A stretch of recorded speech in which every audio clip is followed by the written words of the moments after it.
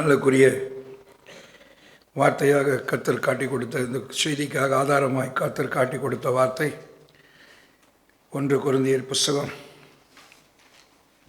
7ஆம் அதிகாரம் 31ஆம் வசனத்தை வாசிக்க கேட்கிறேன்.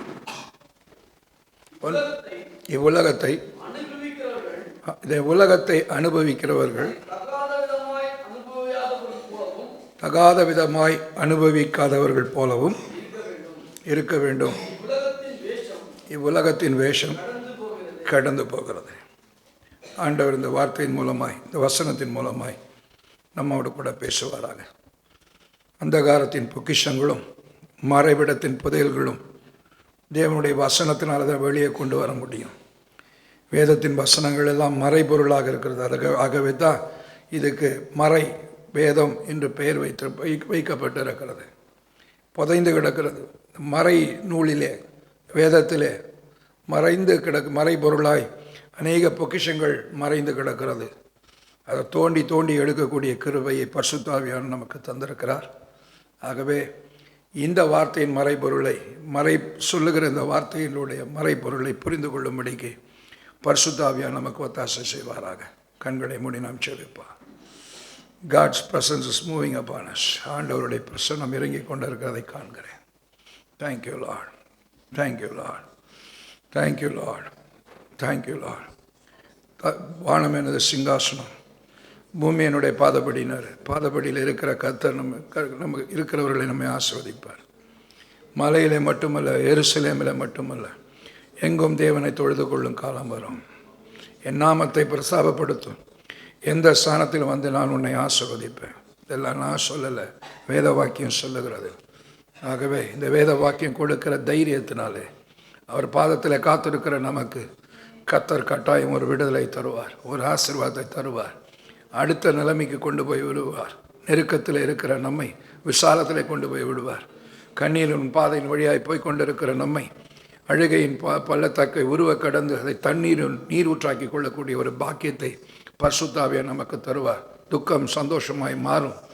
பலத்தின் மேல் பலனடைவோம், கிருபையின் மேல் கிருபை பெற்றுக்கொள்வோம், ஆசீர்வாதத்தின் மீது ஆசீர்வாதத்தை பெற்றுக்கொள்வோம். கண்களை மூடி ஜெபிப்போம்.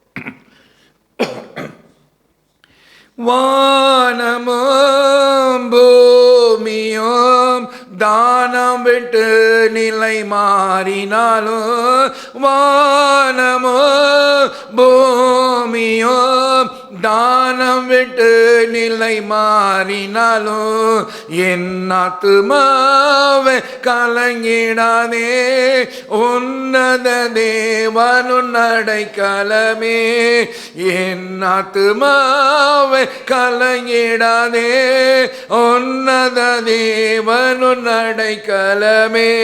வானமோ பூமியோ தானம் விட்டு நிலை மாறினாலோ, வானமோ பூமியோ தானம் விட்டு நிலை மாறினாலோ, என் ஆத்துமாவே கலங்கிடாதே, உன்னத தேவனுன் அடைக்கலமே. வாழ்க்கை படகினில் அலைகள் மோதி ஆழ்த்துகையில் உன் அருகே நிற்பார். வாழ்க்கை படகினில் அலைகள் மோதி ஆழ்த்துகையில் உன் சூழ்ந்திடோ புயல் நீக்கி வாழ்ந்திடவே வல்ல கரம் பிடிப்பார். சூழ்ந்திடோ புயல் நீக்கி வாழ்ந்திடவே வல்ல கரம் பிடிப்பார். என் ஆத்துமாவை கலங்கிடாதே, உன்னத தேவனுன் அடைக்கலமே. என் ஆத்துமாவை கலங்கிடாதே, உன்னத தேவனுன் அடைக்கலமே. நெஞ்சில் விசாரங்கள் பெருகுகையில் என்றவர் வசனம் தேற்று. நெஞ்சில் விசாரங்கள் பெருகுகையில் அஞ்சாதே என்றவர் வசனம் தேற்று. வாஞ்சகர் எய்திடோ நஞ்சம் கணைகளை தகர்த்திடுவாமே நாமே வஞ்சகர் எய்திடோ நஞ்சம் கணைகளை தகர்த்திடுவார். என் ஆத்துமாவே கலங்கிடாதே, ஒன்னாதே மனுன் அடைக்கலமே. என் ஆத்துமாவே கலங்கிடாதே, ஒன்னாதே மனுன் அடைக்கலமே. வானமோ பூமியோ தானம் விட்டு நிலை மாறினாலோ, வானமோ பூமியோ தானம் விட்டு நிலை மாறினாலோ, என் ஆத்துமாவே கலங்கிடாதே, உன்னதே வானுன் அடைக்கலமே. மகா இறக்கம் மிகுந்த கிருபையும் உள்ள நல்ல ஆண்டவரே, வெறும் உதடுகளில் அந்த பாடலை பாடலப்பா, உள்ளத்தின் ஆழத்திலிருந்து பாடி இருக்கிறேன். உலகத்தில் உபத்திரவம் உண்டு, திடன் கொள்ளுங்கடா, உலகத்தை ஜெயித்தேன்னு சொன்னீங்க. ஆண்டவரே, மரண இருளின் பள்ளத்தாக்கில் நடந்தாலும் கூட இருப்பீங்க, ஆறுகளை கடக்கும் பொழுது கூட இருப்பீங்க, அழும் போதையும் கூட அழுவீங்க. ஆண்டவரே, நான் கஷ்டப்படும் பொழுது என்னுடைய வார்த்தையினால் என்னை தேற்றுவீர். ரட்சணியத்தின் சந்தோஷத்தை திரும்ப தந்து உற்சாக ஆவியினால் என்னை நிரப்புகிற ஒரு தேவனை நான் பெற்றிருக்கிறபடினா இந்த காலை வேளையிலே களி கூர்ந்து உம்மை துதிக்கிறேன். அப்பா, உம்முடைய மகிமை கடந்து வருவதாக, உம்முடைய வல்லமை கடந்து வருவதாக, உம்முடைய அபிஷேகம் இறங்கி வரும்படிக்காக ஜெபிக்கிறேன். உம்முடைய வார்த்தை என்கிற அப்பத்தை அனுப்பி எங்களை போஷிக்கும்படிக்காக ஜெபிக்கிறேன். உம்முடைய வார்த்தையை அனுப்பி எங்களை குணமாக்கும்படிக்காக ஜெபிக்கிறேன். உம்முடைய வார்த்தைகளை அனுப்பி எங்களை ஆசீர்வதிக்கும்படிக்காக ஜெபிக்கிறேன். ஒரு வார்த்தை சொன்னால் போதும், ஒரு சொல் சொன்னால் போதும், நாங்கள் விடுதலை அடைந்து விடுவோம். நீ போ என்று சொன்ன வார்த்தையின்படியே செய்வீராக. எனக்கு சித்தம் உண்டு சுத்தமாக என்று சொன்னவர், இனி பாவம் செய்யாதே, நானும் உன்னை நியாய தீர்ப்புக்குள்ளாக, நானும் உன்னை நியாயந்திருக்கிறது என்று சொன்ன கர்த்தரப்பா, உம்முடைய மகிமை இறங்கி வருவதாக. Thank you lord, thank you lord, thank you Lord. உம்முடைய மகிமை இறங்கி வருவதாக. ஒவ்வொருவரை நிரப்புங்க, வெறுமையான பாத்திரங்கள் எல்லாம் நிரப்புங்க, நிரப்புங்க தகப்பனே. வெறுமையாக்கப்பட்ட பாத்திரங்கள், வெறுமையான பாத்திரங்கள், நிர்விசாரங்கள் எல்லாம் ஓடுவதாக. ஆண்டவருடைய வார்த்தையை கேட்பதற்கு நாங்கள் ஆண்டவர் தீவிரித்து வருகிறவர்களாக, ஆண்டவருடைய வார்த்தையை கேட்பதற்கு ஆண்டவரை நாங்கள் உற்சாகம் கொண்டவர்களா, கர்த்தருடைய பாதையில நடப்பதற்கு ஆண்டவர் வேதத்தில் இருக்கிறவர்கள் உற்சாகம் கொண்டதை போல நாங்கள் உற்சாகம் கொள்ளத்தக்கதா மகிமை இறங்கி வருவதா. Thank you lord, thank you lord. உமக்கு ஸ்தோத்திரம், உமக்கு ஸ்தோத்திரம். கோடா கோடி தூதர்களோடு கூட நீர் இறங்கி வருகிற நாளுக்காய் நாங்கள் காத்திருக்கிறோம். ஆகவே இந்த நாளிலோ அதை காணும்படிக்காக மேகங்களோடு கூட வருகிறேன். ஆண்டவர் இறங்கி வர வேண்டும் என்று சொல்லி ஜெபிக்கிறேன். உம்முடைய மகிமை இறங்கி வந்து கொண்டிருப்பதற்காக உமக்கு நன்றி, உமக்கு நன்றி, உமக்கு நன்றி. ஒவ்வொருவருக்கு மேலும் உம்முடைய அபிஷேகத்தின் கரம் இப்பொழுது வைக்கப்பட்டு இருப்பதற்காக உமக்கு கோடா கோடி ஸ்தோத்திரம், உமக்கு கோடா கோடி ஸ்தோத்திரம். ஆண்டவரே, உமக்கு நன்றி, உமக்கு நன்றி. சமாதானத்தின் வழியை எங்களுக்கு காட்டுகிற கர்த்தருடைய பலன் இறங்குவதாக. உன் நீதி விடியற்கால வெளுப்பை போலவும் உன் சமாதான நதியை போலவும் ஓடி வரும் என்று வாக்கு கொடுத்தீர் அல்லவா. உன் அலங்கத்துக்குள் சமாதானமும் உன் அரண்மனைக்குள் சுகமும் தங்கி இருக்கும் என்ற வார்த்தையின்படியே ஆண்டவர் எங்களை ஆசீர்வதிக்கும்படிக்காக, ஆலயத்தில் வந்திருக்கிற விசுவாசிகளை, உம்முடைய பிள்ளைகளை ஆசீர்வதிக்கும்படிக்காக உம்முடைய சமூகம், உம்முடைய ஆசீர்வாதம், உம்முடைய பிரசன்னம், உம்முடைய மகிமை, உம்முடைய கிருபை எங்களை சூழ்ந்து கொள்வதாக. இயேசுவின் நாமத்தினாலே பிதாவே, ஆமென். அப்போஸ்தலனாகிய பவுல் கொரிந்தியருக்கு எழுதும் பொழுது சில காரியங்களை சொல்லுகிறார். மனுஷனோடு கூட மனுஷன் எப்படிலாம் இருக்க வேண்டும் என்று சொல்லி அவர் ஆலோசனை சொல்லுகிறார். விவாகம் பண்ணினாலும் பாவமல்ல என்று சொல்லிக்கொண்டே வரும் பொழுது அவர் சொல்லுகிறார், 30ஆம் வசனத்தில் நம்ம வாசிக்க கேட்ட 1 கொரிந்தியர் 7ஆம் அதிகாரம் 31ஆம் வசனத்துக்கு முந்தின வசனத்தை நீங்கள் வாசித்து பார்ப்பீர்களானால் 29லிருந்து வாசித்து பார்ப்பீர்களா. மேலும் சகோதரரே, நான் சொல்லுகிறது என்னவெனில், இனி வரும் காலம் குறுகினதாக இருக்கிறது. காலம் ஒரு குறுகினதாக இருக்கிறபடினால எப்படி இருக்கணுமா? மனைவிகள் உள்ளவர்கள் மனைவிகள் இல்லாதவர்கள் போல இருக்க வேண்டுமா? இவ்வுலக அழுகிறவர்கள் அழாதவர்களை போல இருக்க வேண்டுமா? சந்தோஷப்படுகிறவர்கள் சந்தோஷப்படுகிறவர்களாய் இல்லாதப்படுகிறவர் போலவும், கொள்ளுகிறவர்கள் கொள்ளாதவர்கள் கொள்வினையும் கொடுப்பினையும் இல்லாதவர்களை போலவும் இருக்க வேண்டும் என்று சொல்லிவிட்டு இன்றைக்கு ஆண்டவர் நமக்கு குறித்து கொடுத்த இந்த வசனத்திலே சொல்லுகிறார், இவ்வுலகத்தை அனுபவிக்கிற நாம் அதை தகாத விதமாய் அனுபவியாதவர்கள் போலவும் இருக்க வேண்டும். ஏனென்று சொன்னால் இந்த உலகத்தின் வேஷம் கடந்து போகிறது. காரியத்தின் கடைசி தொகை என்ன தெரியுமா? உலகத்தின் வேஷம் கடந்து போகிறது. நாட்கள் 2 வசனம், அந்த ஆரம்பத்தில் இருக்கிற சொன்ன வசனம், மேலும் காலம் குறுகினதாக இருக்கிறபடியினால் வேஷம் கடந்து போகிறது. அந்த 2 முன்னுரையும் முகவுரையுமாக அந்த வார்த்தையை நீங்கள் வைத்துக் கொள்ள வேண்டும். காலம் குறுகினதாக இருக்கிறது, இந்த உலகத்தினுடைய வேஷம் களைந்து போகிறது. அழகாக சொல்லியிருக்கிறாங்க. நாடக மேடை, உலகம் ஒரு நாடக மேடை, நம்மளாம் என்னது நடிகர்கள். நம்ம பாத்திரம், நம்மளுடைய கேரக்டர் முடிஞ்ச உடனே கடந்து போய் விடுகிறோம், வேஷம் மாறி விடுகிறது. உலகத்தில் இருக்கும்போது வாலிபன் என்கிற ஒரு வேஷத்தை போடுறோம், தகப்பன்ற வேஷத்தை போடுறோம், மணவாளன்கிற வேஷத்தை போடுறோம், ஊழியக்காரன் வேஷம் போடுறோம். ஆண்டவர் வரும்பொழுது எல்லாம் என்ன செய்கிறது? மாறி விடுகிறது என்று வேதம் சொல்லுகிறது. இந்த வேஷம் கடந்து போகிறபடினா நம்ம என்ன செய்யணும்? ஆண்டவர் அழகாக சொல்லுகிறார், இந்த உலகத்தை அனுபவிக்கிற நாம் தகாத விதமாக இந்த உலகத்தை அனுபவிக்க கூடாது. இதுதான் இன்றைக்கு முதல் செய்தியாக, இன்றைக்கு 2 பகுதியாக இந்த செய்தியை கொடுக்க விரும்புகின்றேன். வேதமும் அப்படித்தான் சொல்லுகிறது, தகாத விதமாய் அனுபவிக்க கூடாது. ஆண்டவர் இந்த உலகத்தை உண்டாக்கி ஆதாம் கையில் கொடுத்தாரு. நீ உனக்கு தான் எல்லாம் ஆளுகைன்னு கொடுத்துட்டாரு. நீ என்ன பேர் வைக்கிறோ அதுதான் அந்த பேர். மிருக ஜீவன்களுக்கு, ஆடு மாடுகளுக்கு என்ன பேர் வைக்கிறியோ, நீ ஒட்டகனா ஒட்டகம், ஒட்டக சிவிங்கினா ஒட்டகம், கழுத குதிரை மாடு, நீ என்ன பேர் வைக்கிறியோ அதுதான் அவைகளுக்கு பேருன்னு சொல்லிட்டார். எல்லாவற்றின் மேலும் ஆளை கொடுத்து நீ பலுகி பெருகுன்னு சொல்லி ஆண்டவர் ஆசீர்வதிச்சுட்டு போயிட்டார். இன்றைக்கு இந்த உலகத்தை அனுபவிக்கக்கூடிய அதிகாரத்தை தேவன் நமக்கு கொடுத்திருக்கிறார். இந்த உலகத்தில் வரும் பொழுது இந்த உலகத்தை அனுபவிக்க வேண்டும் என்கிற ஆண்டவர் நம்ம எல்லாத்தையும், நம்ம செல்வங்களையும் எல்லாவற்றையும், இந்த உலகத்திலே சிறப்பு என்ன சொல்லக்கூடிய எல்லாவற்றையும் அனுபவிக்கக்கூடிய காரியத்தை நமக்கு தேவன் கையளித்து கொடுத்திருக்கிறார், உறுதிப்படுத்தி கொடுத்திருக்கிறார். ஆனால் அதே நேரத்தில் வேதம் சொல்லுகிறது, இதை தகாத விதமாய் அனுபவிக்க கூடாது. வேதம் மிக தெளிவாய் சொல்லுகிறது, நீங்கள் அனுபவிக்கிற காரியத்தை தகாத விதமாய் அனுபவிக்க கூடாது.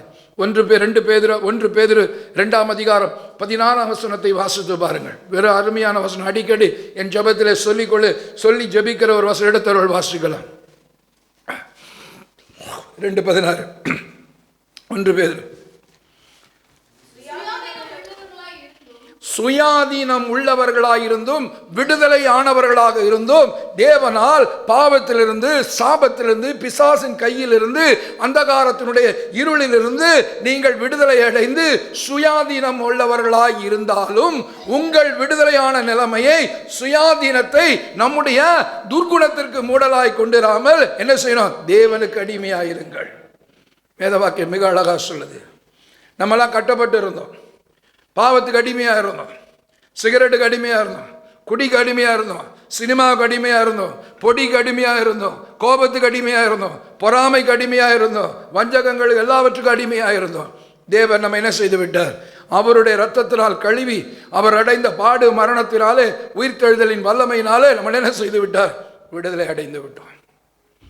இன்னைக்கு இந்த சுயாதீனம் அடைந்ததை நம்முடைய நான் விடுதலை அடைஞ்சிட்டேன். எல்லாம் சொல்லுவாங்க, பொண்டாட்டி ஊருக்கு போயிட்டா, எங்கள் அம்மா ஊருக்கு போயிட்டா அப்படின்னு ஒன்று என்ன செய்கிறோம்? கதவை போட்டிட்டு குதிக்கிற கதை இல்லை. நான் என் வீட்டில் எல்லோரும் ஊருக்கு போயிட்டாங்க, டூருக்கு போயிட்டாங்க, நான் மட்டும்தான் இருக்கிறேன், என் ஃப்ரெண்ட்ஸை கூப்பிட்டு என் வீட்டில் என்ன செய்ய போகிறேன்? ஜாலியாக இருக்க போகிறேன்ற கதை கிடையாது.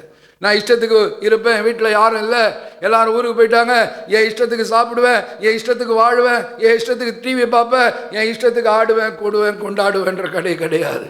அதை தகாத விதமாய் அனுபவிக்கக்கூடாது. ஆண்டவர் கொடுத்திருக்கிற சுதந்திரத்தை, ஆண்டவர் கொடுத்திருக்கிற ஆசீர்வாதங்களை, ஆண்டவர் நமக்கு கொடுத்திருக்கிற கிருபைகளை தகாத விதமாய் நாம் அனுபவிக்க கூடாது என்று வேதம் மிக தெளிவாய் சொல்லுகிறது. நமக்கு கொடுத்திருக்கிற சுயாதீனத்தை நம்முடைய துர்குணம், நம்முடைய கெட்ட குணத்துக்கு மூடலாய் கொண்டு இருக்கக்கூடாது. ஆண்டவர் என்னை விடுதலை ஆக்கிட்டாரு, நான் கிறிஸ்துவன், ஆனாலும் நான் என்ன செய்வேன்? எதை வேணாலும் செய்வேன் அர்த்தம் கிடையாது. வேதம் மிக தெளிவாய் சொல்லுகிறது. ஆண்டவரை இன்னும் வாசித்து பார்ப்பீர்களானால் பிலிப்பியர் 2ஆம் அதிகாரம் 6ஆம் 7ஆம் வசனத்தை வாசித்து பாருங்கள். அவர் தேவன் எழுத்துள் வாசிகள். பிலிப்பியர் ஆண்டவராக இயேசு கிறிஸ்து உலகத்தில் வந்த பொழுது அவர் தேவனுடைய ரூபமாயிருந்தார். வாசிங்கம்மா. தேவனுக்கு சமமாயிருப்பதை கொள்ளையாடின பொருளாய் எண்ணாமல் தம்மை தாமே வெறுமையாக்கி உருவம் எடுத்து தாழ்த்தினார், மனுஷ சாயலானார். தேவனுக்கு சமமாயிருந்தார், தேவனுடைய ரூபமாயிருந்தார். அதை கொள்ளையாடின பொருளாக எண்ணல, தன்னை ஒப்பு கொடுத்தார். மரண ஆக்கினைக்குள்ளா இதுக்காகவே இந்த வேலைக்குள் வந்தேன் என்று சொல்லி தன்னை ஒப்பு கொடுத்தார். He was a replica of the Almighty God. அவர் அதர்சனமான தேவனின் தற்சுரூபமாய் இருந்தார் என்று சொல்லி வேதம் சொல்லுகிறது. அந்த வார்த்தை மாம்சமானது. அவர் தேவனுக்கு சமமாய் இருந்தார், தேவனுடைய ரூபமாக இருந்தார் இயேசு கிறிஸ்து. ஆனால் ஒரு நேரத்திலே கூட தான் அப்படிப்பட்டவர் என்பதை அவர் என்ன செய்யவில்லை, காட்டல. ஒரு சமயம் கேட்கிறாங்க, ஆண்டவர் சொல்றாரு, நான் வேண்டிக் கொண்டால் 12 லேகியோனுக்கு மேலான தேவதூதர்கள் வரமாட்டாங்களா அப்படின்னு கேட்கிறாரு. யோவான் 18:36 சொல்லுறாரு, நான் என்னுடைய ராஜ்யம் இந்த உலகத்துக்கு உரியதல்ல, அப்படி இருந்தால் என்னுடைய ஊழியக்காரர்கள் போராடி இருப்பார்கள். இந்த உலகத்தில் என்ன நிலைநிறுத்த வரல, பிதாவை தான் நிலைநிறுத்த வந்தேன். பிதாவினுடைய சித்தத்தை தான் செய்வேன், பிதாவை தான் மகிமைப்படுத்துவேன். பிதா பிதா பிதா என்று சொன்னார். ஒரு இடத்திலும் தன்னை உயர்த்தி கொள்ளவில்லை. தேவனுக்கு சமமாய் இருப்பதை அவர் என்ன செய்யல, கொள்ளையாடின பொருளா என்னல, என்ன மிரட்டல. வேதத்தை வாசித்து பார்ப்பீர்களால் எலியா தீர்க்கதரிசி மிரட்டி இருக்கிறார். மொட்டை தலையா தீர்க்கதரிசிகள் எல்லாம் மிரட்டி இருக்கிறாங்க. மொட்டை தலையா எழுதி போன உடனே கூப்பிட்டாங்க, சிங்கம் வந்து பட்சித்து போட்டது. மிரட்டி இருக்கிறாங்க. இவர் என்ன செய்ய, கூக்குரல் விடவில்லை. அவருடைய குரல் வீதிகளில் கேட்கப்படவில்லை. அடிக்கப்படுகிற ஆட்டை கொண்டு போகவே வாய் திறவாதிருந்தார். மயிர்கத்தரிக்கு முன்பதாக சத்தமிடாத ஆட்டை போல இருந்தார். ஒரு வார்த்தை பேசல, அடிமையின் ரூபம் எடுத்தார். தேவனுக்கு சமமா நான் தேவனுடைய நான் சொன்னா நடக்கும் என்று அவர் சிலுவையில கூட அவர் அவமானப்படுத்தினார்கள். தன்னைத்தானே ரட்சித்துக் கொள்ள திராணியற்றவர் இவன் எப்படி மற்றவர் ரட்சிப்ப, அப்ப கூட அவர் வாயை திறக்கவில்லை. தேவனுக்கு சமமாய் இருந்ததை அவர் ஒரு நாளும் கொள்ளையாடின பொருளாய் எண்ணாமல் அடிமையின் ரூபம் எடுத்து தம்மை தாமே தாழ்த்தினார் என்று சொல்லி வேதம் சொல்லுகிறது. 1 கொரிந்தியர் 6:12 வாசித்து பாருங்கள். அப்போஸ்தலன் பவுல் வேறு விதமாய் சொல்லுகிறார், எல்லாவற்றையும் இந்த உலகத்தில் இருக்கிற எல்லாவற்றையும் அனுபவிக்க எனக்கு என்ன கொடுக்கப்பட்டிருக்குது, I have been authorized. The power and authority has been given to me to enjoy this world. இந்த உலகத்தில் உள்ள எல்லாவற்றையும் அனுபவிக்க எனக்கு என்ன இருக்கிறது, அதிகாரம் கொடுக்கப்பட்டிருக்கிறது. ஆனால் 2 காரியத்தை சொல்லுறது, அவைகள் எனக்கு தகுதியாகிறாது. ஆண்டவருடைய பிள்ளை, ஆண்டவருடைய ஊழியக்காரன், தேவனால் பிறக்கப்பட்டவர், தேவனுடைய ரத்தத்தினால் கழுவப்பட்ட எனக்கு அது என்னவா இருக்காது, தகுதியாகிறாது. எல்லாவற்றையும் அனுபவிக்க தகுதியார். ஒரு இடத்துல சொல்றார், பேதுருவை போல ஒரு சகோதரியை அழைத்து கொண்டு போக எனக்கு அதிகாரம் இல்லையா, ஆனால் அப்படி செய்ய மாட்டேன், ஏன்னா நான் அப்படி அழைக்கப்பட்டு இருக்கிறேன் அப்போஸ்தல அழைப்பில். எனக்கு தகுதி, எனக்கு என்ன அதிகாரம் இல்லையா? பேதுரு கல்யாணம் பண்ணிட்ட மாதிரி எனக்கு ஒரு கல்யாணம் பண்ணிக்க அதிகாரம் இல்லையா? இருக்கு, ஆனால் என்ன செய்ய மாட்டேன், நான் ஆண்டவருடைய ஊழியத்துக்கு இப்படியாய் அழைக்கப்பட்டு இருக்கிறேன், இப்படியாய் நான் போகிறேன். 2வது சொல்றாரு, ஒன்றுக்கு நான் அடிமைப்பட மாட்டேன். அதே வசனத்தில் 2வது பகுதி, எல்லாவற்றையும் அனுபவிக்க எனக்கு அதிகாரம் உண்டு, ஒன்றுக்கு நான் அடிமைப்பட மாட்டேன். தேவனுக்கு மட்டும்தான் அடிமையா இருப்பேன். இந்த உலகத்தினுடைய ஆசாபாசங்களுக்கு, இந்த உலகத்தினுடைய உயர்வுகளுக்கு, படிப்பு, அந்தஸ்து, வேலை, கௌரவம், பணம், பட்டம், வீடு, காசு, பணம், வாகனம், காரு, பங்களா, பைக்கு, இதுக்கெல்லாம் நான் என்ன செய்ய மாட்டேன், ஆசைப்பட்டு அடிமையாக மாட்டேன். ஆண்டவர் எனக்கு கொடுத்திருக்கிறார், ஆண்டவர் எனக்கு கொடுத்திருக்கிறார். இவைகள் மூலமாக என்ன செய்யணும், ஆண்டவரிடத்துல தான் போகணும். என் கண்ணை ஆண்டவருடைய ஆசீர்வாதத்துக்கு மேலே வைக்காம, ஆசீர்வாதத்தை கொடுத்த ஆண்டவர் மேலே தான் என் கண்ணை என்ன செய்யணும். I have to keep my eyes only on the God who has blessed me, not on the worldly blessings.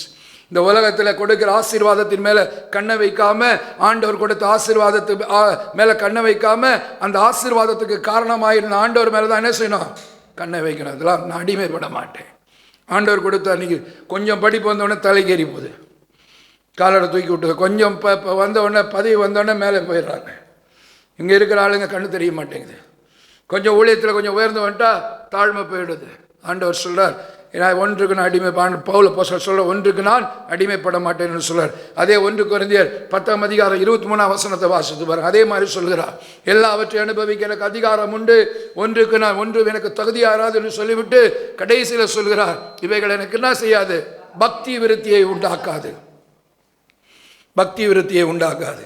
இன்னைக்கு தகாத விதமாய் உலகத்தை நீங்கள் அனுபவிக்க வேண்டும் என்று நினைப்பீர்களானால் பக்தி விருத்தி வராது. ஆண்டவர் எல்லாம் கொடுத்துட்டாரு, நான் எப்படி வேணா ட்ரெஸ் பண்ணிக்கலாம், என்ன வேணா போட்டுக்கலாம், என்னத்தை வேணா தேய்ச்சிக்கிடலாம், எல்லாம் முடி வச்சுக்கிடலாம். யார் பேதத்தில் எங்கே இருக்குதுன்னு எல்லாம் கேட்குறாங்க எங்ககிட்ட. எங்கே இருக்குது இப்போ பெண்கள் லிப்ஸ்டிக் போடக்கூடாது, அப்படி பண்ணக்கூடாது, இதை பண்ணக்கூடாது, அதை பண்ணக்கூடாது, எங்கே இருக்குது? இல்லை, ஒன்றும் கிடையாது. உன் மனசாட்சிக்கு தான் சொல்லணும். நான் தகாத விதமாக அனுபவிக்கிறேன்னா இல்லை சும்மா போட்டு போகிறேன்னா? நான் இல்லை ட்ரெஸ் பண்ணக்கூடாதுன்னு ஆண்டவர் சொல்லலை. நல்லா ட்ரெஸ் பண்ணிங்க, காஸ்ட்லியாக ட்ரெஸ் பண்ணிங்கன்னு சொல்லி கவர்ச்சியாக ட்ரெஸ் பண்ணணுன்றதெல்லாம் கிட்ட பக்தி விருத்தி, நம்மை பார்க்கிறவர்கள் பக்தி விருத்தி அடையணும். இன்னைக்கு அதான் தகாத விதமாக அனுபவிக்கக்கூடாது. எங்கே சொல்லியிருக்குதுன்னு கேட்குறாங்க. எங்கே சொல்லியிருக்கு? சொல்லாது. ஏன்னா இப்போ நடக்கிறது வேற காலம். வேதம் எழுதப்பட்டதுக்கெல்லாம் சொல்லியிருக்குது. ஆனால் அதை புரிந்து கொள்ளக்கூடிய தகுதி நமக்கு புரிந்து கொள்ளக்கூடிய மறைபொருளாக இருக்கிறது. எனக்கு பக்தி விருத்தி உண்டாகாது. என்ன அனுபவிக்கலாம், பக்தி விருத்தி உண்டாகாது. நீங்கள் எல்லாத்தையும் அனுபவிக்கலாம். ஆண்டவர் கொடுத்துருக்காரு, காசு கொடுத்துருக்காரு நமக்கு. ஒரு காலத்தில் என்னுடைய சம்பாத்தியத்தில் என் மகளுக்கு 125 ரூபாய் கொடுத்து ஒரு ஃப்ராக் வாங்கிறதுக்கு 8 தரம் 10 தரம் யோசித்த நாட்கள் உண்டு. பிளாட்ஃபார்ம் கடையில் போய் இதில் போய் நிற்கலை, ஷோரூமில் போய் நிற்கலை. 125 ரூபாய்க்கு பிளாட்ஃபாரத்தில் இன்றைக்கி பெரிய காரியங்கள் இருக்கிறது. மாறி போகாது. அதே நிலைமையில் தான் இருக்கணும். எல்லாம் பக்தி விருத்தியை உண்டாக்காது. இன்றைக்கி தேவனுக்கு முன்பதாக இப்படி தான் இருக்கணும், இப்படி தான் ட்ரெஸ் பண்ணணும், இப்படி தான் இருக்கணும், சாந்தம் அமைதலான ஆவிதான் விலையேற பெற்ற அலங்காரம்னா அதை தான் நம்ம என்ன செய்யணும், பாதுகாத்து. அதுதான் பக்தி விருத்திக்கு ஏதுவாக. உனக்கு ஏதாவது ஒரு வார்த்தை பேசணும்னா அடுத்தவனுடைய பக்தி விருத்திக்கு ஏதுவாக பேசுன்னு தான் அப்போஸ்தலன் பவுல் சொல்கிறாரு. திட்டாத அவனை. நீங்கள் நாங்கள் ஏதாவது கடினமாக சொல்லிட்டா ஆண்டவர் போய் அழுகுறோம். ஏன்னா அவர் தயாளனாக இருக்கிறாரு. நாங்கள் இப்படி வன்கண்டனாக இருக்கலாம். நேற்று கூட என்ன சொன்னாங்க, நான் பிசாசை விரட்டுற பிசாசு ஓடி போது எனக்கு விரோதமாக இருக்கிறவனை சபிக்கிறான், ஆனால் ஒன்றும் நடக்க மாட்டேன். ஜாலியாக என் முன்னாடியே வந்து நெஞ்ச நிமித்திட்டு நிற்கிறான். நான் ஆண்டவர்கிட்ட கேட்டேன். ஆண்டவர் சொன்னார், மகனே உன்னை எதுக்கு தான் அழைத்திருக்கிற? ஆசீர்வதிப்பதற்காக தான் அழைத்திருக்கிற. ஒரு மனுஷனை சபிக்க அழைக்கப்படவில்லை. உண்மைதானே அது? வேதம் என்ன சொல்லுகிறது? அப்போஸ்தலன் பேதுரு சொல்றாருல, நீங்கள் ஆசீர்வாதத்தை சுதந்தரிக்கப்படும்படிக்கு அழைக்கப்பட்டவர்கள் என்று அறிந்து ஆசீர்வதிங்கள். நீ ஆசீர்வதித்தா உன்னை ஆசீர்வாதத்தை சுதந்திரித்துக் கொள்ளு. அவன் கிட்டு போகணும். ஒரு நாட்டம் பண்ண அவ்வளோதான். நாவின் அதிகாரம் என்னத்தில் இருக்கு? அவன் வாயில தான் இருக்கு. மரணமோ ஜீவனோ வாயில தான் இருக்கு. அவன் நல்லா இருக்கட்டும். ஒன்று போயிடாதீங்க. எங்கே இருந்தாலும் நல்லா அந்த சோகத்தை சொல்லலை. எதுவுமே இல்லை. எங்கே இருந்தாலும் தாடி வளர்த்துன்னு சொல்லுவாங்க. எங்கே இருந்தாலும் நல்லா இருக்கு அந்த சொல்லலை. மனசறிஞ்சு நல்லா இருக்கு. சீமோயை தூஷிக்கிறான் தாவீதை. போட்டு தள்ளாமான்னு கேட்குறாங்க. சொல்கிறான், அவன் போயிட்டு போகிறான். அவனை தண்டிக்காத ஆண்டவர் பார்த்துக்குவார். இந்த சிறுமையை பார்த்து ஆண்டவர் என்ன செய்யணும்? எனக்கு உயர்த்தணும். இதுதான் நமக்கு ஆண்டவர் கொடுத்திருக்கிற ஒரு பாக்கியம். எல்லாம் ஆண்டவர் சொல்ல பக்தி விருத்தி உண்டாக்கும்படிக்காக செய்ய வேண்டும் என்று சொல்லி ஆண்டவர் சொல்லுகிறார். யாக்கோபு 4ஆம் அதிகாரம் 3ஆம் வசனத்தை வாசிக்க கேட்போம். யாக்கோபு 4:3. நீங்கள் விண்ணப்பம் பண்ணியும் உங்கள் இச்சைகளை நிறைவேற்றும்படிக்கு செலவழிக்க வேண்டும் என்று தகாத விதமாய் விண்ணப்பம் பண்ணுகிறபடினால் பெற்றுக்கொள்ளாதிருக்கிறீர்கள். இன்னைக்கு விண்ணப்பம் பண்ணுறது கூட தகாத விதமாய் விண்ணப்பம் பண்ணுறோம். ஆண்டவரே எனக்கு ஒரு கண்ணு போனாலும் பரவாயில்ல, அவனுக்கு 2 கண்ணு போனோம் அப்படின்னு விண்ணப்பம் பண்ணுறது தகாத விதமாய். ஆண்டவர் இதை வேற மாதிரி சொல்லியிருக்கான். சங்கீதக்காரன் வேற மாதிரி சொன்னான். உன் இருதயத்தில் அக்கிரம சிந்தை கொண்டு வந்தால் ஆண்டவர் உனக்கு செவி கொடுக்க மாட்டான். என் இருதயத்தில் அக்கிரம சிந்தை எனக்கு இருக்குமானால் தேவன் எனக்கு செவி கொடுக்க மாட்டார். இன்னைக்கு தகாத விதமாய் விண்ணப்பம் பண்ணி கொண்டு இருக்கிறாங்க. எனக்கு இதை வேணும், எனக்கு கார் வேணும், எதுக்கு? அதுக்கு. இது வேணும் ஊர் சுத்துறதுக்கு. இப்படின்னு தகாத விதமாய் இச்சைகளை ஊழியத்துக்கு என்று கேட்காமல் தகாத விதமாய் எனக்கு அது வேணும், எனக்கு ஸ்டேட்டஸுக்கு உயரணும், இப்படின்னு இச்சைகளை நிறைவேற்றும்படிக்கு செலவழிக்க வேண்டும் என்று சொல்லி தகாத விதமாய். எனக்கு மட்டும் நிறைய பேர் பேசிக்கிட்டு இருக்காங்க. எனக்கு மட்டும் ஆட்சி பொறுப்பு வந்தால் நான் அதை செஞ்சிருவேன்னு பேசிக்கிட்டு இருக்காங்க. ஆட்சி பொறுப்பு வந்தால் நான் மக்களுக்கு வேலை செய்வேன்னு சொல்லாமல் ஆட்சி வந்தால் நான் அதை செய்வேன் இதை செய்வேன்னா தகாத விதமாய் விண்ணப்பம் பண்ணி கொண்டு இருக்கிறார்கள். தங்கள் இச்சைகளுக்கு உள்ளத்தில் இருக்கிற இச்சைகளுக்கு ஏற்ற காரியத்தை செலவழிக்க வேண்டும் என்று சொல்லி தகாத விதமாய் விண்ணப்பம் பண்ணுகிறபடினால் பெற்றுக்கொள்ளாமல் இருக்கிறீர்கள். தகாத விதமாய். ஆகவே தான் வேதம் அழகாக சொல்லுகிறது. அப்போஸ்தலன் பவுல் கொரிந்தியருக்கு எழுதும்போது சொல்லுகிறார், நீங்கள் இந்த உலகத்தை அனுபவிக்கும் போது தகாத விதமாய் அனுபவிக்காதீர்கள், மற்றவர்களை போல அனுபவிக்காதீர்கள். ஏனென்று சொன்னால் நீங்கள் பிரித்தெடுக்கப்பட்டவர்கள். You are chosen vessel. தெரிந்து கொள்ளப்பட்டவர்கள், பிரித்தெடுக்கப்பட்டவர்கள், தேவனுடைய பாத்திரவான்கள், தேவனுடைய ஆசீர்வாதத்துக்கு பாத்திரவான்கள், தேவனுடைய பரிசுத்தத்துக்கு பாத்திரவான்கள் என்று சொல்லி அப்போஸ்தலன் பவுல் சொல்லுகிறார். யூதா 4ஆம் வசனத்தை வாசிப்போம். யூதா 4ஆம் வசனம். ஏனெனில்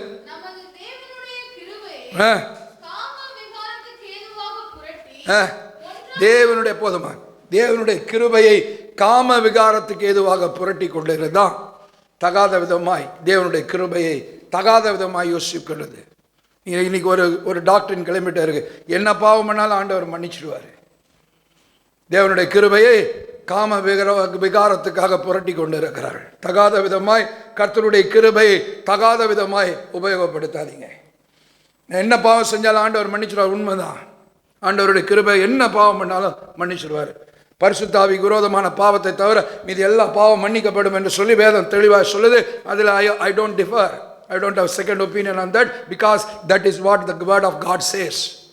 ஆண்டவருடைய வார்த்தை சொல்றதுனால அதில் மாறுபட்டு போக நான் விருப்பப்படலை.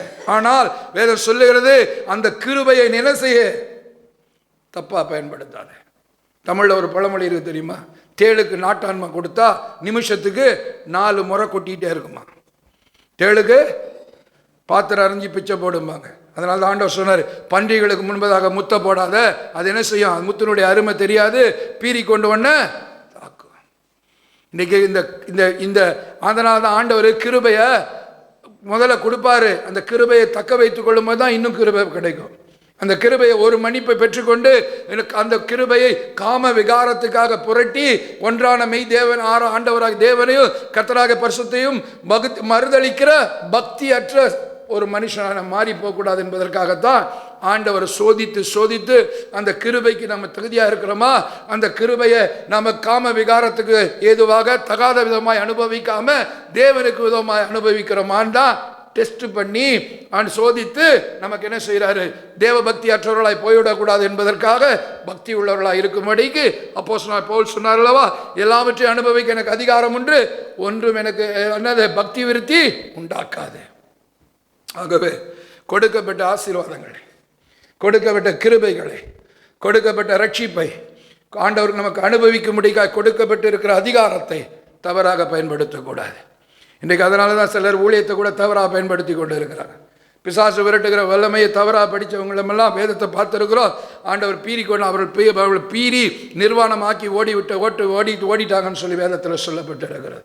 தகாத விதமாக உபயோகப்படுத்தக்கூடாது.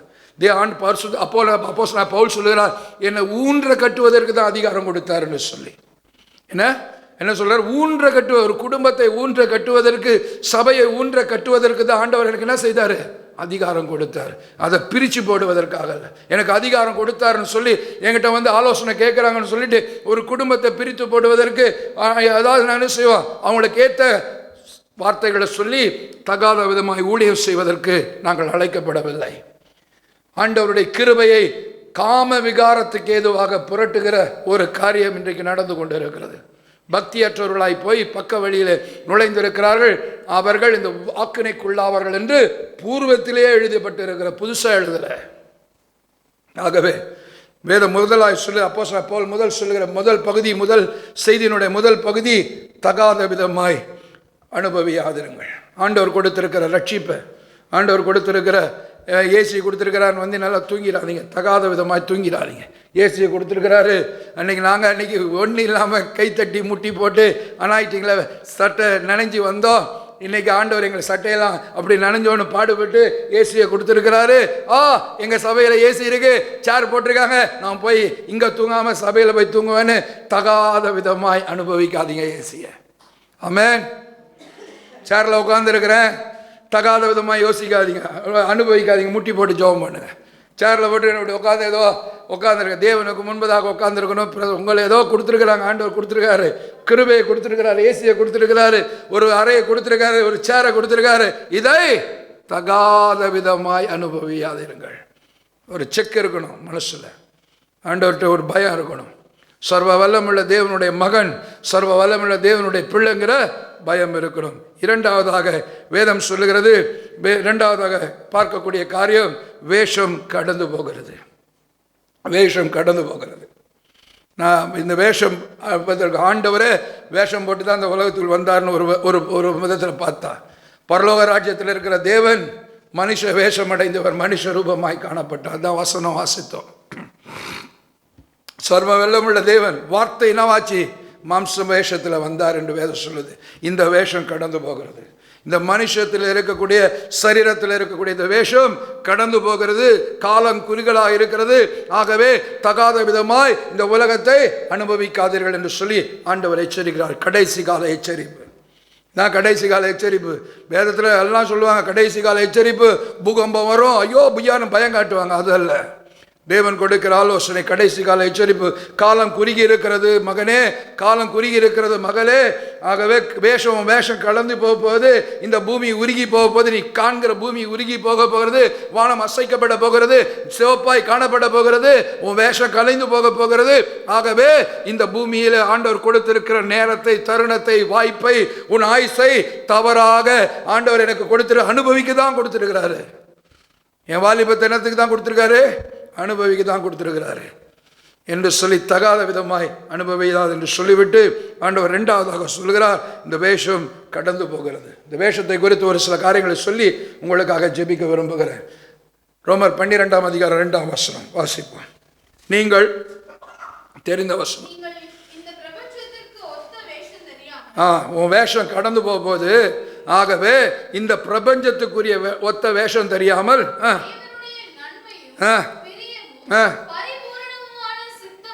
என்று அறிந்து மறுரூபமாகுங்கள். ஸோ முதல்ல காரியம், பிரபஞ்சத்துக்குரிய வேஷத்தை தரித்து கொள்ளாத. உன் வேஷம் கடந்து போகும்போது, இந்த உலகத்தில் இருக்கிறோம். ஆங்கிலத்தில் ஒரு பழமொழி உண்டு, when you are in Rome, behave like a Roman. எங்கே இருக்கிறியோ கல்யாண வீட்டுக்கு போனால் கல்யாண வீட்டுக்கு போகிற மாதிரி போ. இது உலக பிரகாரமான காரியம். கல்யாண வீட்டுக்கு போனால் நான் கோட்டெலாம் போட்டு போகிறேன். எங்கே போகிறோமோ டை கட்டிட்டு போகிறோம். இந்த ஊழியத்தை டை கட்டும், அது வேறு விஷயம். ஆனால் ஆண்டவர் இங்கே சொல்லுகிறார், நீங்கள் பிரபஞ்சத்துக்குரிய வேஷத்தை தரிச்சிடாதீங்க. பிரபஞ்சத்துக்குரிய வேஷம்னா என்ன? இந்த உலகத்துக்குரிய பிசாசினுடைய தந்திரங்களுக்கு பலியாயிடாதீங்க. அதுதான் ரகசியம். வேஷம்னா அதுதான். பிரபஞ்சத்துக்குரிய வேஷம் தெரியாமனா பிசாசுடைய தந்திரங்களுக்கு, பிசாசுடைய வஞ்சகத்துக்கு நீங்கள் என்ன செய்யாதீங்க, அதை ஏற்றுக்கொள்ளாதீர்கள் என்று சொல்லி வேதம் மிக அழகாய் சொல்கிறது. 2 கொரிந்தியர் 4ஆம் அதிகாரம் 4ஆம் வசனத்தை வாசித்து பாருங்கள். இந்த பிரபஞ்சத்தின் தேவனானவன் அவருடைய மனக்கண்களை குருடாக்கி போட்டான். சுவிசேஷத்தின் ஒளி அவர்களுக்கு பிரகாசமாய் இருக்காதபடிக்கு இந்த பிரபஞ்சத்தின் அதிபதியானவன் அவருடைய மனக்கண்களை கனதை குருடாக்கி போட்டான் என்று வேதம் சொல்கிறது. இந்த பிரபஞ்சத்தின் அதிபதி ஊதுகிற குழலுக்கு டான்ஸ் ஆடாதீங்க. அதுதான் இந்த பிரபஞ்சத்துக்கு ஒத்த வேஷம் தராதீங்க. Don't dance to the tunes of this Satan. இதுதான் ரகசியம். பிசாசு போடுகிற காரியத்திற்கு என்ன செய்யாதீங்க, கட்டளைகளுக்கெல்லாம் கீழ்ப்படியாதீங்க. பிசாசு போடுகிற நிபந்தனைக்கு கீழ்ப்படியாதீங்க. பிசாசு போடுகிற இச்சைகளுக்கு என்ன செய்திடாதீங்க, இழுப்புண்டு போய்விடாதீர்கள். இதுதான் இந்த பிரபஞ்சத்துக்கு ஒத்த வேஷம் தெரியாமல் இருங்கள் என்று சொன்னார். உடனே அதனால தான் சொன்னேன் நான், when you are in Rome, behave. இந்த உலகத்தில் இருக்கும்போது ஆண்டவர் சொன்னார், உலகத்தில் இருக்கிற ஆகவே என்ன செய்ய, உலகத்தில் இருக்கிறவங்க நேசி. இல்லாட்டி உலகத்தில் பவுல் அப்போஸ்தலன் நிறைய சொல்லியிருக்கிறாரு, காட்டொலிவ மரத்திலிருந்து நல்ல ஒலிவ மரத்தில் ஒட்டப்பட்டு இருக்கிறா, அதனால் நீ மற்றவர்களை என்ன செஞ்சிடாத, அற்பமாக எண்ணிடாத என்று சொல்லியிருக்கிறார். இல்லாட்டி இந்த உலகத்தை விட்டு நம்ம கடந்து போக வேண்டி இருக்குமே என்ற வேத வசனம் தெளிவாய் சொல்லுகிறது. இன்றைக்கு பிரபஞ்சத்தினுடைய வேஷத்தை தெரியாக்காதீங்க. இப்படி செஞ்சாதான் எனக்கு நடக்கும், இந்த கண்டிஷன்லாம் போடாதீங்க.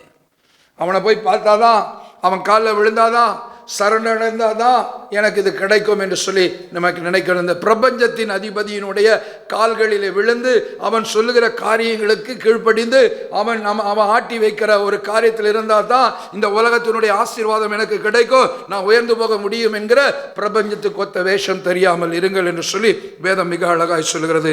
எபேசியர் 6ஆம் அதிகாரம் 12ஆம் வசனத்தை வாசித்து பாருங்கள். நம்முடைய போராட்டம், நம்முடைய சர்வாங்க ஆயுதத்தை தரித்து கொள்ள வேண்டும் என்று சொல்லும் பொழுது அப்போஸ்தலனாகிய பவுல் சொல்கிறார், நம்முடைய போராட்டம் மாம்சத்தோடு இரத்தத்தோடும் இல்லை, துரைத்தனங்களோடு கூட இல்லை, அதிகாரங்களோடு கூட இப்பிரபஞ்சத்தின் அந்தகார லோகாதிபதிகளோடும், புளூரல், இந்த பிரபஞ்சத்தின் அந்தகார லோகாதிபதி இல்லை, லோகாதிபதிகளோடும் இருக்கிறது. அந்தகார லோகாதிபதிகளுடைய சேஷ்டைகள், தேவர்களுடைய சேஷ்டைகளுக்கு கீழ்ப்படிந்திராதீங்க. இழுக்கும். பிசாசுகிட்ட இருக்கக்கூடிய ஒரு பெரிய காரியம் என்ன தெரியுமா, உருமாறி காட்டும், மாறி விகாரப்படும். வேதம் சொல்லுது, நான் சொல்லலை, இதெல்லாம் நேரம் இல்லை உங்களுக்கு சொல்கிறதுக்கு. மாறி மாறி விகாரப்படும். வெளிப்படுத்தின விசேஷத்தில் எழுதப்பட்டு இருக்கிறது. திடீர்னு வரும், அப்படியே ஆள் மாறி இருக்கும், திடீர்னு மிருகமாக மாறிடும், மாறி மாறி விகாரப்படும். இந்த விகாரத்துக்கு, இந்த மாறி மாறி விகாரப்படுகிற இந்த சேட்டனிக் பவர்ஸ்க்கு நீங்கள் என்ன செய்தாதீங்க, செவி கொடுத்து விடாதீர்கள். பக்கத்தில் கூட இருந்தே வஞ்சிப்பார்கள் நண்பர்கள், கூட இருந்தே வஞ்சிப்பார்கள் கூட இருக்கிறவர்கள். அதுக்கெல்லாம் என்ன செய்யாதீங்க, பிரபஞ்சத்துக்கு ஒத்த வேஷம் தரித்திராதீங்க. எது செய்தாலும் எதை செய்தாலும் கிறிஸ்துவுக்கு என்று மகிமைக்கென்று செய்கிறவர்களாக இருக்க வேண்டும் என்று சொல்லி வேதம் அழகாக சொல்லுகிறது. கலாத்தியர் 1ஆம் அதிகாரம் 4ஆம் வசனத்தை வாசித்து பாருங்க. இந்த பொல்லாத பிரபஞ்சத்திலிருந்து ஆண்டவர் நம்மை விடுதலையாக்கி விட்டார். அப்படிதானே சொல்லியிருக்கு வேதம். 1 கலாத்தியர் 1:4. இந்த பொல்லாத பிரபஞ்சத்திலிருந்து நம்ம ஆண்டவர் என்ன செஞ்சிருக்காரா, நம்மளை விடுவிக்கும்படிக்காக என்று சொல்லப்பட்டு தம்முடைய பிதாவின் சித்த நம்முடைய பாவங்களுக்காக தம்மை தாமே ஒப்பு கொடுத்தார். இந்த பொல்லாத பிரபஞ்சத்திலிருந்து நமக்கு என்ன செய்தார், ஆண்டவர் விடுவித்து விட்டார். ஆகவே இந்த பிரபஞ்சத்துக்குரிய வேஷத்தை தரித்து கொள்ளாதீர்கள். இரண்டாவதாக வேதம் சொல்லி வாசிப்போம். இரண்டாவதாக தீமோத்தேயுவின் புஸ்தகம் 3ஆம் அதிகாரம் 5ஆம் வசனத்தை வாசிப்போம். 2 தீமோத்தேயு 3ஆம் அதிகாரம் 3:5 சுருக்கமாக முடித்து விடுகிறேன். ரெண்டாவது வேஷம் தேவ பக்தியின் வேஷம். முதல் வேஷம் பிரபஞ்சத்துக்குரிய வேஷம். இந்த வேஷம் கடந்து போகிறது. பைபிள் ஸ்டடி மாதிரி எடுக்கிறனால சுருக்கமாக போயிடுவேன். இந்த பிரபஞ்சத்தின் வேஷம் கடந்து போகுதே, ஆகவே இந்த உலகத்தை தகாத விதமாய் மகனே மகளே அனுபவிக்காத. எல்லாத்தையும் அனுபவிக்கக்கூடிய அதிகாரம் உனக்கு கொடுத்துருக்கிறார் ஆண்டவர். என்ன மாதிரி வேணாலும் சட்டை போடலாம், என்ன மாதிரி வேணுமாலும் ட்ரெஸ் பண்ணலாம், என்ன மாதிரி வேணா ஷூ போடலாம், எந்த மாதிரி வேணா எல்லாம் பண்ணலாம். ஆனால் பக்தி விருத்திக்கு எதுவாக இருக்குதான் பாரு. அதுக்கு அடிமைப்பட்டு இருக்கிறாயா, இப்படி போட்டாலும் எனக்கு கித்து வருதும்பாங்க. இப்படி ட்ரெஸ் பண்ணிட்டு போனால் தான் எனக்கு கான்ஃபிடென்ஸ் வருதுங்கிறாங்க. இப்போ ஹெச்ஆரில் அப்படி தானே சொல்கிறாங்க, ஆள் பாதி ஆட பாதி, இப்படி ட்ரெஸ் பண்ணிட்டு போனால் தான் கான்ஃபிடென்ஸ் வருதான் கிளாஸ் எடுக்கிறதுக்கு. ஐயப்பா, இதெல்லாம் சொல்லி அதான் தகாத விதமாய் அனுபவியாதிருங்கள். இரண்டாவதாக ஆண்டவர் சொல்கிறார், இந்த தேவ பக்தியின் வேஷத்தை தரித்து அதனுடைய பலனை மறுதளிக்கிறவர்களாக இருப்பார்கள். இப்படிப்பட்டவர்களை விட்டு விலகு என்று சொல்லுகிறதாக வேதத்தில் சொல்லப்பட்டு இருக்குது. கடைசி காலத்தில் நடக்கக்கூடிய காரியத்தை தான் அப்போஸ்தலன் பவுல் சொல்கிறார். கடைசி நாட்களில் மனுஷர்கள் எப்படி இருப்பாங்களா, நன்றி அறிவு இல்லாதவர்கள், நன்றி அறிதல் இல்லாதவர்கள் இருப்பாங்களா, இணங்காதவர்களாக இருப்பாங்களா, பொல்லாதவர்களாக, பெரியவங்களுக்கு மதிப்பு கொடுக்க மாட்டாங்களா, எல்லாம் சொல்லிவிட்டு கடைசியில் சொல்லுகிறார், அவர்களெல்லாம் என்ன செய்வாங்க, கடைசி நாட்களில் தேவ பக்தியினுடைய வேஷத்தை தரித்து கொள்வார்கள். ஆட்டுக்குட்டி வேஷத்தை போட்டுக்கிடுவாங்க, ஆனால் உள்ளத்தில் ஓனாயாக இருப்பார்கள்.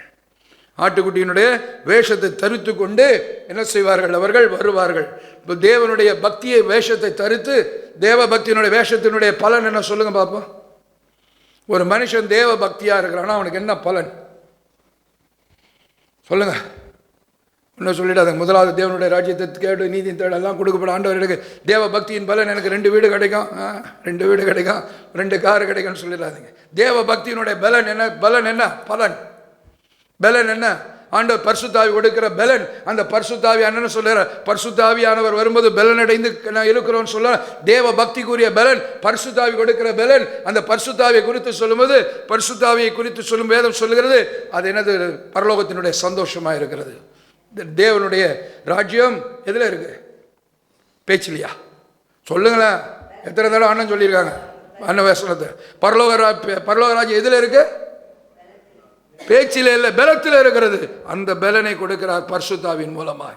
பரிசுத்தாவி வரும்போது நீங்கள் பலன் அடைந்து பாவத்தை குறித்து, நீதியை குறித்து, நியாய தீர்ப்பை குறித்து கண்டித்து உணர்த்தப்படும் பொழுது, பெற்ற அபிஷேகம் உங்களை நடத்தும் பொழுது, இந்த தேவ பக்தியினுடைய பலன் நான் என்னது, பரிசுத்தாவின் பலனை அடைந்து பரலோக ராஜ்யத்துடைய பலன்ங்கிற பலனும் பலனும் வேற. பலன் என்பது பவர், ஸ்ட்ரென்த். பலன் என்பது ரிவார்ட். இந்த பலனை பெற்றுக்கொள்ளும்படிக்காக இந்த தேவ பக்தியின் வேஷத்தை தரித்து அதனால் வரக்கூடிய பரிசுத்த ஆவியை மறுதலித்து இன்னைக்கு நிறைய பேர் போயிட்டு இருக்காங்க. People don't accept holy spirit. அதெல்லாம் இருக்கட்டும், அப்படியே இருக்கட்டும். தேவ பக்தியினுடைய ஒரு பலன் பரிசுத்த ஆவியான, அதனுடைய பலன் பரலோக ராஜ்யம். அதனால தான் சொல்கிறோம், ஆவியினாலும் ஜலத்தினாலும் பிரபாவிட்டால் நீ எங்கே போக மாட்ட. பரிசுத்தாவி வராவிட்டா, பரிசுத்தாவி உன்னை நடத்தாவிட்டா, நீ நீதியை குறித்து, நியாய தீர்ப்பை குறித்து கண்டித்து உணர்த்தப்படாவிட்டால், நீ பெற்ற அபிஷேகம் உன்னை வலதுபுறமோ இடதுபுறம் அப்படி நடக்கும்போது வழி இதுவே நடக்கலைன்னா, இந்த சொல்லுகிற வசனங்கள் உன்னை பரிசுத்தப்படுத்தாவிட்டால் நீ எங்கே போக முடியாது. தேவ பக்தியினுடைய பலனை அனுபவிக்க முடியாது. பலன் இருந்தால்தான் பலன் வரும். ஆகவே தான் சொல்லப்பட்டு பரிசுத்த ஆவியை மறுதளிக்கிறவர்களாக இருப்பாங்க. இன்னைக்கு இயேசு கிறிஸ்துவே மறுதளிக்கிறவங்க இருக்கிறாங்க. அவர் உயிரோட கூட எலும்புலன்னு சொல்கிறவங்க இருக்கிறாங்க. அதுக்கு உள்ளே நான் போக விரும்பவில்லை. நான் கிறிஸ்தவன் சொல்லிக்குவாங்க. நாங்கள் பாரம்பரிய கிறிஸ்தவர்கள் சொல்லிக்குவாங்க. ஆனால் தேவ பக்தி கொடுக்கிற ஒரு பலனை பரிசுத்த ஆவி என்கிற பலனை மறுதளிக்கிறவர்களாக இருப்பார்கள். அப்படிப்பட்டவர்களை விட்டு விலகு என்று சொல்லப்பட்டு இருக்கிறது. ஒரு அருமையான வசனம் இருக்கிறது. 2 கொரிந்தியர் புஸ்தகம் 11ஆம் அதிகாரத்தை எடுத்து வைத்துக் கொள்ளுங்கள். 2 கொரிந்தியர் 11ஆம் அதிகாரம் 13 நிதானமாய் வாசிக்க கேட்போம். அப்படிப்பட்டவர்கள் கள்ள அப்போஸ்தலர்கள், கபடமுள்ள வேலையாட்கள். அப்படிப்பட்டவர்கள் கள்ள அப்போஸ்தலர்கள் கிறிஸ்துவினுடைய அப்போஸ்தலருடைய வேஷத்தை தரித்து கொண்டிருக்கிறார்கள். இன்னைக்கு வேஷம் தான் தேவ பக்தியினுடைய வேஷம். நான் சொல்லலை, வேதம் சொல்லு, ஆண்டவர் சொல்றதை சொல்லிட்டு இருக்கேன். கடைசி காலம் வேஷம் கடந்து போகுது. இன்னைக்கு என்ன நடக்குது? அப்படிப்பட்டவர்கள் கள்ள உபதேசிகள். 12ஆம் வசனத்தில் சொல்லப்பட்ட, அதை வீட்டில் போய் வாசிக்கிடுங்க. அப்படிப்பட்டவர்கள் கள்ள அப்போஸ்தலர்கள், சபையை கட்டுகிறவர்கள், சபையை இடிக்கிறவர்கள், சுவிசேஷத்தை சொல்லி தங்கள் வீட்டை கட்டி கொள்ளுகிறவர்கள், தேவனுடைய வீட்டை கட்டுகிறவர்கள் அல்ல.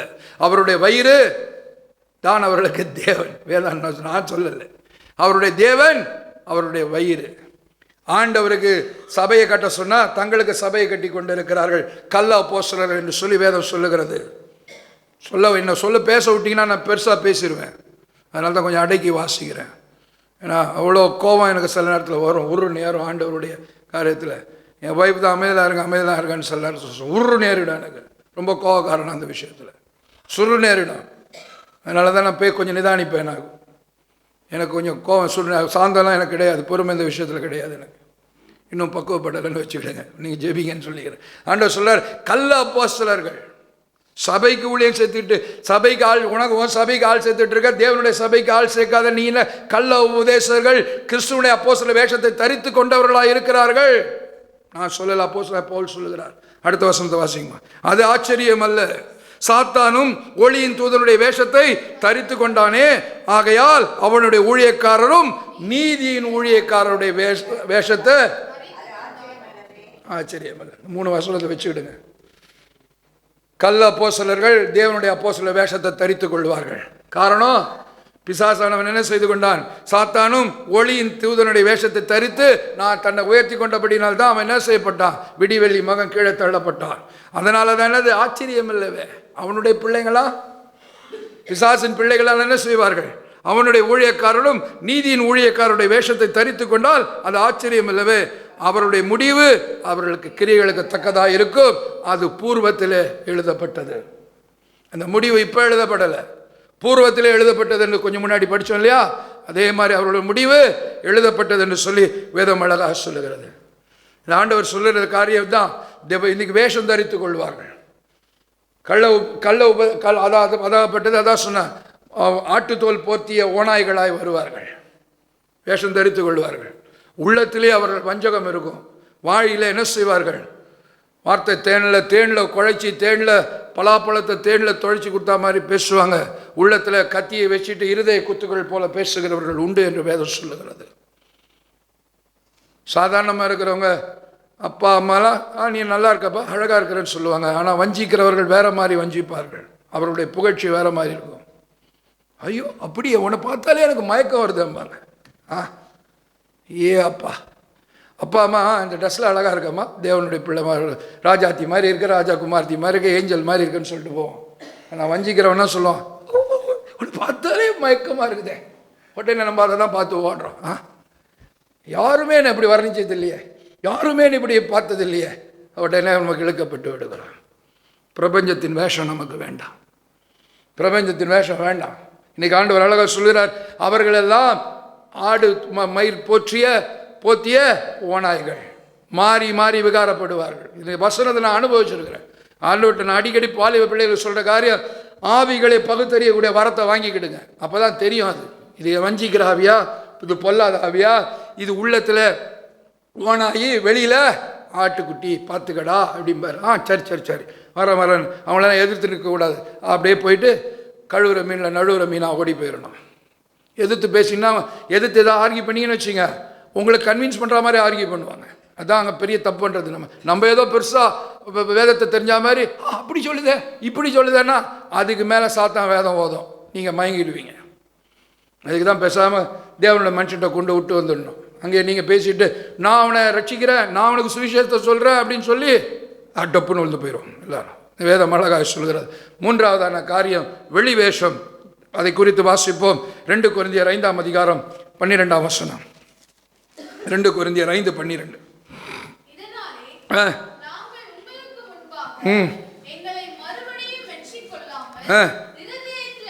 இருதயத்தில் அல்ல வெளி வேஷத்தில் மேன்மை பாராட்டுகிறவர்களுக்கு எதிராக எங்களை குறித்து நீங்கள் மேன்மை பாராட்டியது உண்டாக்குகிறோம். வெளி வேஷத்தில் சிலர் மேன்மை பாராட்டுகிறார்கள், அவர்களுக்கு கூட அவங்களுக்கு ஈக்குவலாக எங்களை நீங்கள் பார்க்கும்படிக்கு நாங்கள் மேன்மை பாராட்டுகிறோம் என்று சொல்லி அப்போஸ்தலன் பவுல் சொல்கிறார். இருதயத்தில் அல்ல வெளி வேஷம். இதான் நான் ஏற்கனவே சொன்னேன். இருதயத்தில் ஒன்றை வச்சுக்கிடுவாங்க, வெளியே ஒன்று பேசுவார்கள். இருதயத்தில் ஒன்று என்ன செய்வாங்க, பார்வை ஆண்டவர் சொல்றார், ஒன்று இருதயத்தில் ஒன்றை வச்சுக்கிட்டு வெளி வேஷத்தில் இருப்பார்கள் என்று சொல்வார்கள். அதுதான் ஆண்டவர் சொன்னார், பார்வைக்கு நீண்ட ஜபம் பண்ணுகிறவர்கள், காப்பு நாடாக்களை அகலமாக்கி கொண்டு செய்கிறவர்கள். ஆண்டவர் தான் சொன்னார், உன் வலது கை கொடுக்கறது இடது கைக்கு தெரியக்கூடாதுன்னார். பார்வைக்கு நீண்ட ஜபம். இதை நான் சொல்லலை, வேதத்தில் வேதத்தை வாசித்து பாருங்க, பொக்கிஷம் அது. பார்வைக்கு நீண்ட ஜபம் பண்ணுகிறவர்கள், காப்பு நாடாக்களை அகலமாக்கி முதன்மையான இடத்து ஆசனங்களை தேடுகிறவர்கள் என்ன செய்வாங்க, என்ன சொல்லுவாங்க, தங்களுக்கு அந்த வேதத்தில் நிறைய சொல்லப்பட்டிருக்கு, ஈக்கு இடம் இல்லாமல் வடித்து புளிஞ்சு குடிச்சிடுவாங்கன்னு சொல்லப்பட்டு இருக்கிறது. இப்படிப்பட்டவர்கள் எல்லாம் வேதப்பாரர்களை குறித்து ஆண்டவர் திட்டும்போது அப்படி தான் திட்டுறாரு. அவர்களை தொட்டு பார்வைக்கு நீண்ட ஜபம் உண்டு, காப்பு நாடாக்களை அகலமாக்கி கொண்டு கௌரவத்தை தேடிக்கிட்டு உள்ளத்தில் தாழ்மை இல்லாமல் வெளியில் மாயமான தாழ்மை, இருதயம் தூரமாக. ஆண்டவர் அதை பார்த்து சொன்னார், அவன் உதடுகளினால் என்ன கனம் பண்ண, அவன் இருதயம் எங்கே இருக்கு, ஃபாரவே ஃப்ரம் மீ. இருதயம் உதடுனால என்ன கனம், இருதயம் எங்கேயோ கிடக்குது, இருதயம் தூரமாக இருக்கு. ஆண்டவர் வருத்தப்பட்டார். அவன் இருதயத்தில் இல்லை. தாவீதின் இருதயம் எனக்கு ஏற்றதா காணப்பட்டேன், ஆனால் சவுலுடைய இருதயம் எனக்கு ஏற்றதா காணப்படலை. ஏனென்று சொன்னால் என் வார்த்தைக்கு அவன் செவி கொடுக்கல, நான் சொன்னதை செய்யலை. நீங்க ஆண்டவர் சொன்னதை செய்யாமல் இருப்பீர்களானால் வேதம் சொல்லுகிறது வெளி வேஷம் போட்டவர்களாக இருப்பீங்க, இருதயத்தினால் அல்ல. அதனால தான் ஆண்டவர் சொல்றாரு, நீ வஸ்திரத்தை கிழிச்சிட்டு வராத, எதை கிழிச்சிட்டு வா, உன் இருதயத்தை கழிச்சிட்டு வா. உபவாசம் பண்ணுகிற அன்னைக்கு உன் வஸ்திரத்தை, அன்னைக்கு என்ன பண்ணுவாங்க, எல்லாம் வஸ்திரத்தை கழிச்சிட்டு ரெட்டு உடுத்தி உபவாசம். அப்படி பண்ணாத, இந்த உபவாசம் எனக்கு உகந்தது அல்ல. நான் சொல்லுகிற உபவாசம், நீ என் பாதத்தில் வரும் பொழுது உன் உன்னுடைய உடையை கிழித்து விட்டல்ல, உன் இருதயத்தை கிழித்து விட்டு வா. உன் இருதயம் தான் அழணும். அண்ணால் கண்ணீர் வடித்தால் இருதயத்தை சொத்தி இருதயத்தை ஊற்றி உடைச்சா. இன்னைக்கு எமோஷனலாக அழலாம், வலி தாங்க முடியாமல் அழுது, அது வேற விஷயம். வலி தாங்க முடியாமல் குழந்தை கூட அழுகுது. அப்படி தான் இருக்கிறோம், குழந்தையாக தான் இருக்கிறோம். நம்ம வலி தாங்க முடியாமல், வருகிற பிரச்சனை தாங்க முடியாமல் அழுகிறது வேற. ஆண்டவர் பாதத்தில் உட்கார்ந்து ஆண்டவருடைய அன்பை உணர்ந்து ஆண்டவரிடத்தில் ஒப்பு கொடுத்து அழுகிற அழுகை வேற. அழுது ஜெபம் பண்ண, ஆமாம் பிரதர் நானும் அழுது வராத அழுகிய கண்ணை கசக்கி அப்படியே புளிஞ்சு கண்ணில் கிளிசரின் ஊட்டி சினிமாவில் வர மாதிரி அழுது, நானும் அழுது ஜெபிச்சுட்டேன், ஆண்டவர் எனக்கு பதில் கொடுப்பார். அதில் தேவனுடைய அன்பை நீங்கள் ருசித்து பாருங்க, தியானித்து பாருங்க, தானா அவங்க கண்ணில் தண்ணி வரும், தேவனுடைய அன்பு உங்கள் இருதயத்தில் ஊற்றப்படும். அதுதான் வேதம் சொல்லுகிறது. 5:5 ரோமர் 5:5 சொல்லப்பட்டு இருக்கிறது. ஆண்டவருடைய சிலுவை பாடு மரணத்தை தியானிக்க ஆரம்பித்து விட்டால் எந்த கிளிசரினும் தேவையில்லை. உங்கள் இருதயம் உடஞ்சிட்டா போதும், தானா தாரையாக கண்ணீர் கொட்டும். ஆகவே வேதம் அழகாய் நமக்கு சொல்லிக் கொடுக்கிற ஒரு காரியம், அவர்கள் இருதயத்தில் அல்ல வெளி வேஷம் போடுகிறவர்களாய் இருக்கிறார்கள் என்று சொல்லி, இதை குறித்து தான் வேதம் சொல்லும் பொழுது வேதத்தில் ஆண்டவர் சொன்னார், மத்தேயு 23:7 சொல்லப்பட்டு 23:27 சொன்னார், வெள்ளை அடிக்கப்பட்ட கல்லறை. வெளியில் அழகா இருக்கு, உள்ள என்ன இருக்குதான், வாசிங்க அந்த வசனத்தை.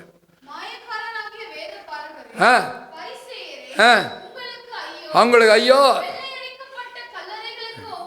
நீங்கள் வெள்ளை அடிக்கப்பட்ட கல்லறைக்கு ஒப்பாயிரு. இருதயம் வெளி ஒரு இருதயத்தில் அல்ல, நீ வெளி வேஷம் போடுகிறாய், காப்பு நாடாக்களை அகலமாக்கி கொண்டுகிறாய், பார்வைக்கு நீண்ட ஜபத்தை பண்ற, நீ வெள்ளடிக்க கல்லப்பட்ட கல்லறை போல இருக்கிறாய். ஆனா உள்ளத்துல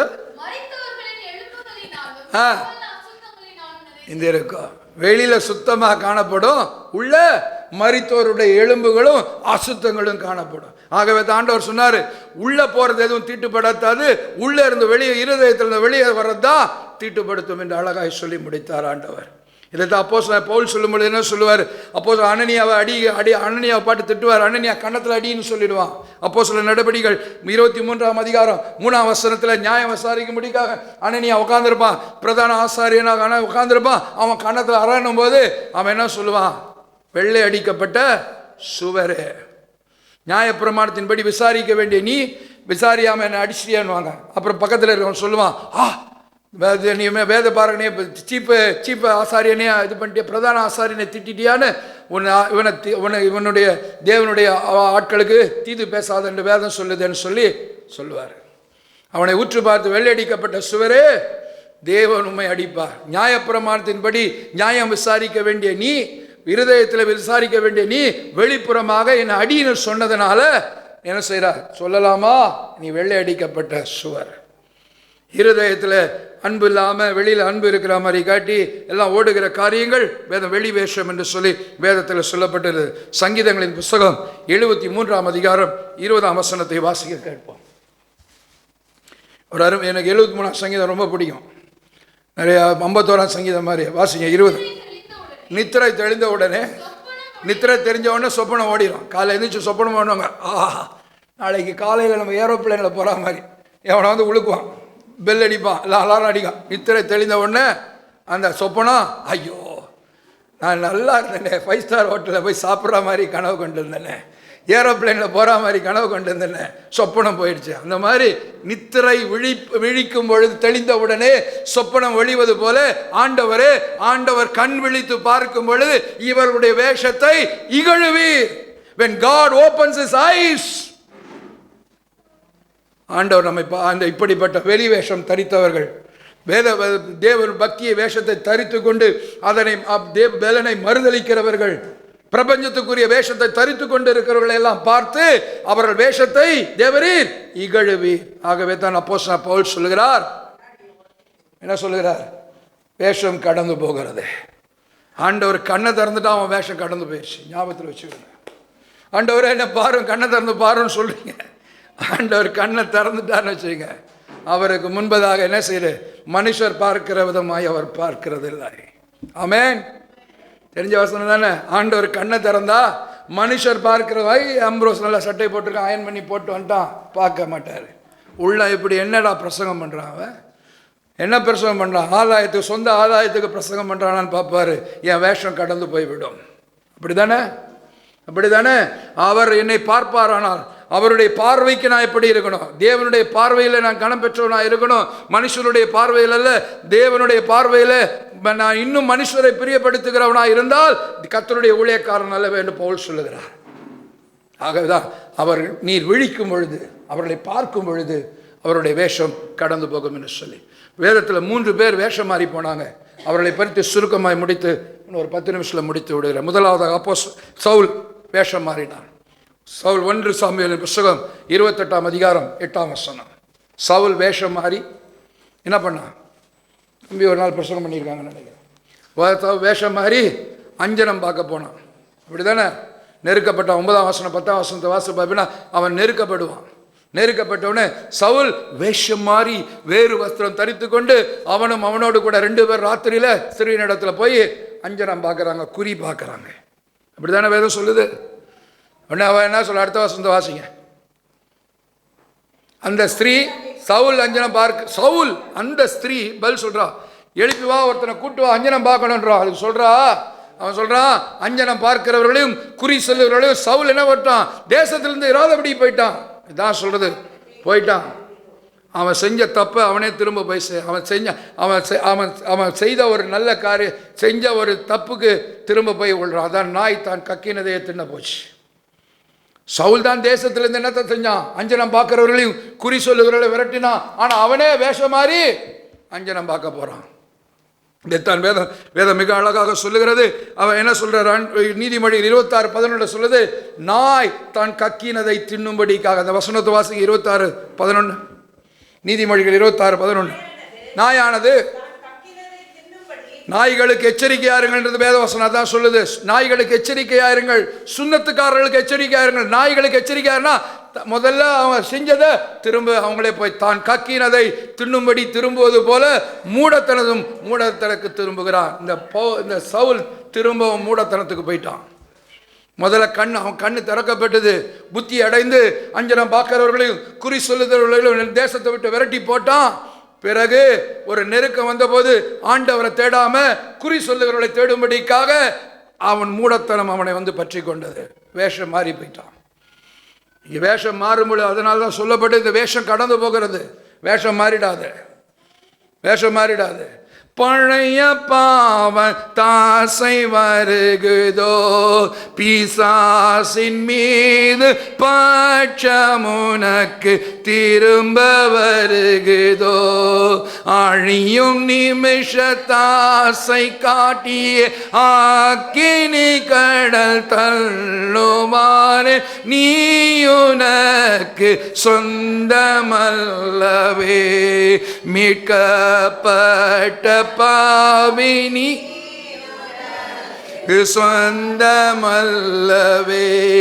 இந்த நன்றியை மறந்து போவாயோ, எங்கேயாகிலும் இயேசுவை விட்டு மறைந்து திரிவாயோ, சந்ததமுனதிதயம் காயமும் சாமி கிறிஸ்து நாதர்க்கே சொந்தம், நீ உனக்கு சொந்தமல்லவே, மீட்கப்பட்ட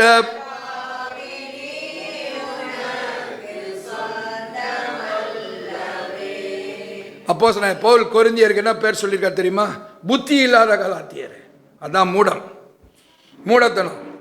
புத்தி இல்லாத கலாத்தியரை ஆவியில் ஆரம்பித்த நீங்க மாம்சத்தை கொண்டு போய் முடிக்க போறீங்களா?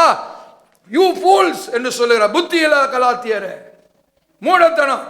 விட்டு திரும்ப போய் பாவத்தை விட்டு வந்திருக்கிற அந்த தேசத்திலிருந்து துரத்தி விடப்பட்ட அஞ்சனம் பார்க்கிறவர்கள் குறி சொல்லுகிறவர்கள் திரும்ப போய் நீயே தேடி பார்க்கிற என்று சொன்னால், நாய் தான் கக்கினதை திரும்புகிறதை போல மூடனும் தன் மூடத்தனத்துக்கு திரும்புகிறான். ஓ மூடத்தனத்தை தான் ஆண்டவர் உனக்கு விடுதலை ஆக்கி உன அறிவுள்ளவனாய் புத்தி உள்ளவனாய் வைத்திருக்கிறாயே.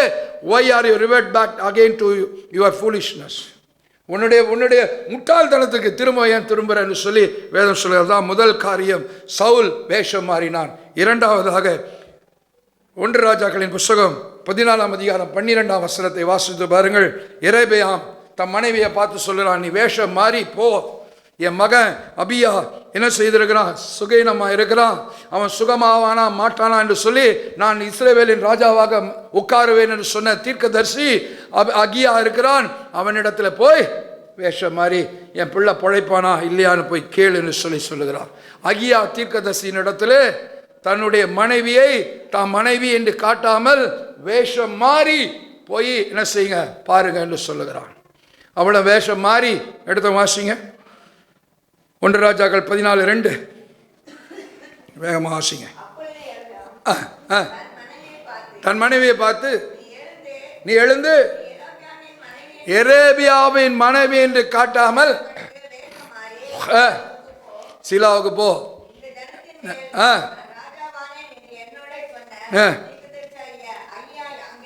அடுத்த வசனம் வாசிங்கம்மா. வாசிங்க. அவன் அப்படியே போனான். சம்பவிக்க போற என்னதென்று அவன் உனக்கு அறிவிப்பான் என்றான். வேஷம் மாறி போன்றான். 2வது ஆள் வேஷம் மாறின ஆள் அவன்தான். வேஷம் மாறின ஆள் வேதத்தில் அப்படி சொல்லப்பட்டு இருக்கிறது. போனா அதே சவுலுக்கு ஏற்பட்ட முடிவை தான் வந்துச்சு. இங்கேயும் சவுலை கடிந்து கொண்டதை போல சொல்றாரு, நீ வேஷம் மாறி வந்தாலும் சரி உன் புருஷன் உன்னுடைய இஸ்ரவேலுக்கு ராஜாவாக மத்தின எரேபியாம் பொல்லாப்பு செய்தான். அந்த பொல்லாப்பு நிமித்தம் அவன் வீட்டை விட்டு பொல்லாப்பு, அதாவது நீ வீட்டுக்குள்ளே காலடி எடுத்து வைக்கும்போதே உன் பிள்ளை செத்து போயிட்டான், பிள்ளையாண்டான் செத்து போனான் நியூஸ் உனக்கு வரும்னார். அதே மாதிரி நடந்தது. வேதம் அப்படித்தான் சொல்லுகிறது. அந்த இடத்துல வாசித்து பார்க்கலாம். 9ஆம் வசனம் 12ஆம் வசனத்தில் சொல்லப்படுகிறால் அங்கே தான் சொல்லப்பட்டு இருக்கிறது. அவன் புறம்பே தள்ளினபடியினாலே வேதத்தில் சொல்லப்பட்டுகிறது உன் பிள்ளை சாவான். நீ வீட்டுக்குள்ளே காலடி வைக்கும்போது சத்தம் கேட்கும். வேஷம் மாதிரி செய்கிற வேலையெல்லாம் நடக்காது. வேதத்தில் அப்படி தான் சொல்லப்பட்டு இருக்கிறது. வேஷம் மாதிரி செய்து காப்பாற்றப்பட்ட ஒரு மனுஷன் இருக்கிறான், அவன் தான் யோசபாத். வேஷம் மாதிரி காப்பாற்றப்பட்ட ஒரு மனுஷன் இருக்கிறான், யோசபாத். வாசிப்போம். 2 ராஜாக்களின் புஸ்தகம் 22ஆம் அதிகாரம் 30ஆம் வசனம்.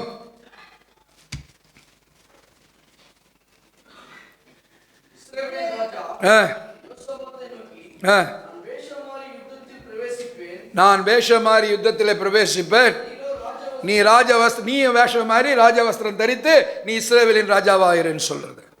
இது அப்படியே 2 நாளாகும் புத்தகத்தை எடுத்து வச்சுக்கிடுங்க. 2 நாளாகும் 18ஆம் அதிகாரத்தை எடுத்து வச்சுக்கிடுங்க. 18ஆம் அதிகாரம் 30ஆம் வசனத்தை வாசிப்போம். 29ஆம் வசனம். 18:29.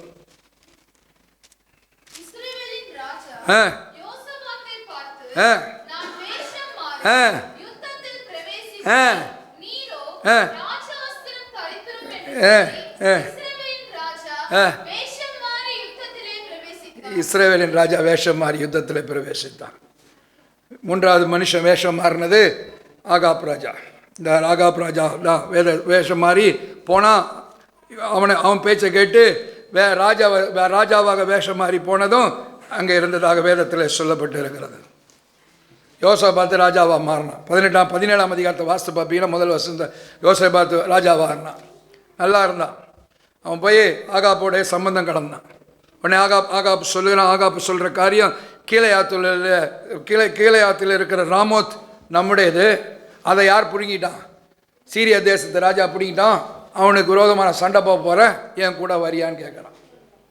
சரின்னு சொல்லிட்டு அவங்க போகும்பொழுது தான் அவன் சொல்கிறான், ஆகாப் ராஜா சொல்கிறான் அந்த இஸ்ரவேலின் ராஜா யூதாவுடைய ராஜாவை பார்த்து, யூதாவின் ராஜாவாகிய யோசபாத்து சொல்கிறான், நான் வேஷம் மாறிடுறேன், நான் வேஷம் மாறி சாதாரண மனுஷனை போல போகிறேன், நீ ராஜ வஸ்திரம் தரித்து நீ இஸ்ரவேலின் ராஜா போரி நீ போன்னு சொல்கிறான்.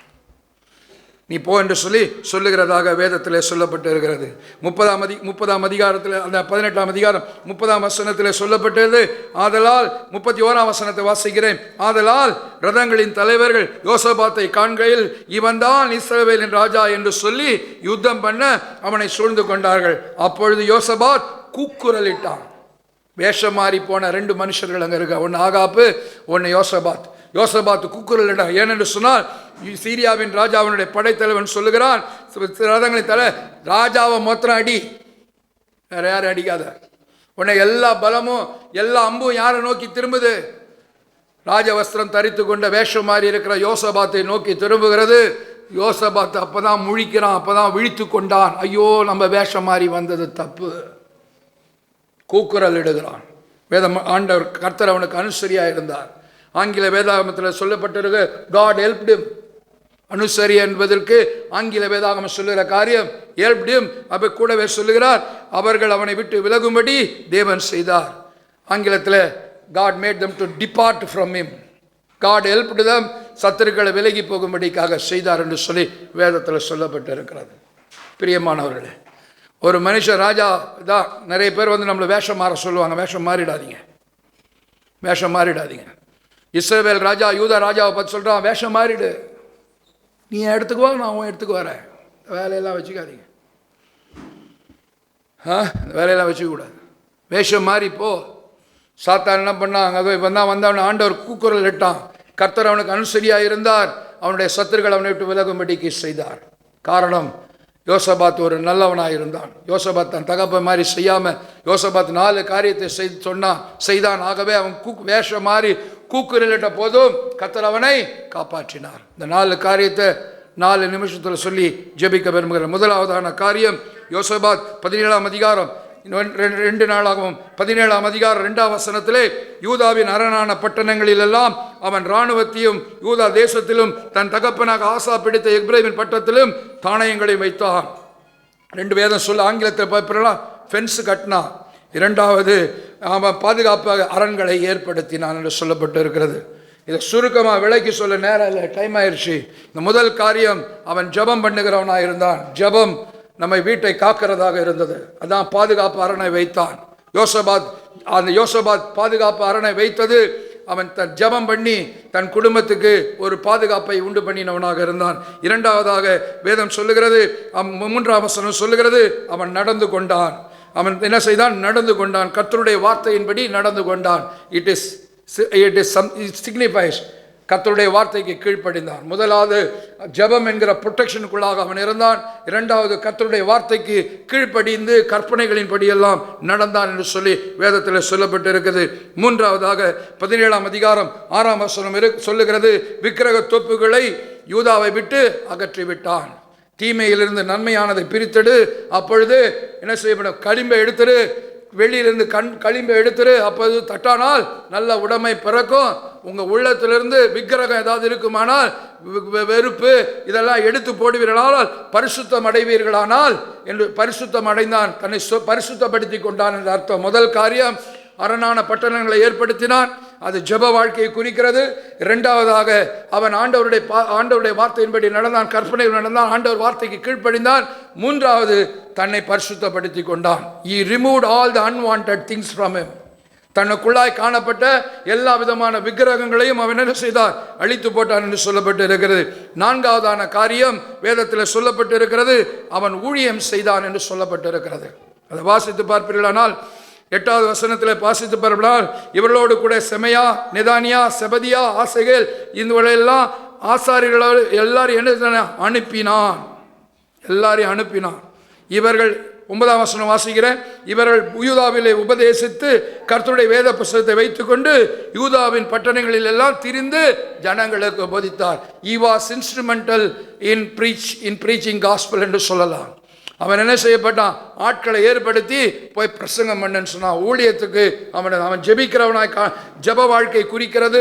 இன்னைக்கு வேஷம் மாறி ஒருவேளை மாட்டிக்கொண்டு தகைக்கிற உன்னை விடுதலை செய்ய வேண்டும் என்று சொன்னால், ஆண்டவனுக்கு அனுசரியாக இருந்து ஆண்டவர் உனக்கு எதிர்த்து நிற்கிற போராட்டத்திலிருந்து உன்னை விடுதலை செய்ய, உன்னை விலகி போக செய்ய வேண்டும் என்று சொன்னால் ஜெபிக்கிறவர்களாக இருக்கணும். ஆண்டவருடைய வார்த்தைக்கு கீழ்ப்படுகிறவர்களாக இருக்கணும்.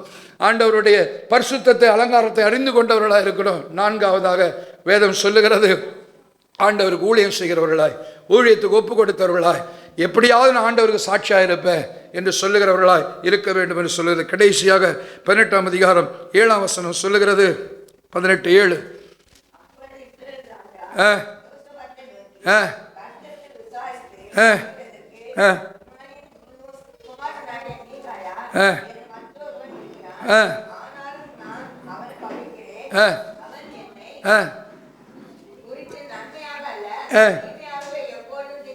சரி, 2 பேரும் ராஜா 2 பேரும் ஒத்துட்டாங்க.